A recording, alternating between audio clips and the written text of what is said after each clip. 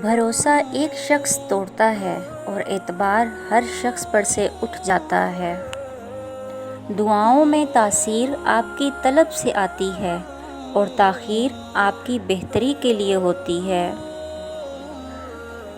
کچھ لوگوں کے لیے مصروف زندگی سے ٹائم نکالنا پڑتا ہے اور کچھ لوگوں کو دل سے نکالنے کے لیے زندگی کو مصروف کرنا پڑتا ہے۔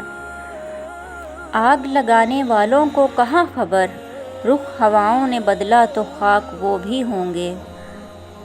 کبھی کبھی ڈھیروں لفظ ہونے کے بعد بھی بولنے کو دل نہیں چاہتا، نہ بتانے کے لیے، نہ جتانے کے لیے، نہ ہمدردی کے لیے۔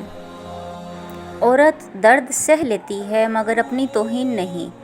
آنسو اس کے تکلیف میں اتنے نہیں نکلتے جتنے اسے وہ الفاظ رلاتے ہیں جس میں اس کی توہین کی گئی ہو۔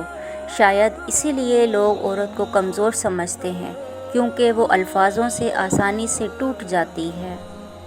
دھوکہ کھانے والوں کو تو وقت کے ساتھ ساتھ سکون مل جاتا ہے، لیکن دھوکہ دینے والے کو کبھی سکون نہیں ملتا۔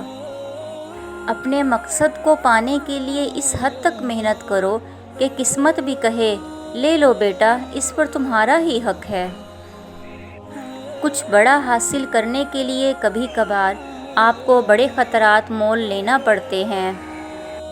ان لوگوں کے لیے کامیاب بنو جو تمہیں ناکام دیکھنا چاہتے ہیں۔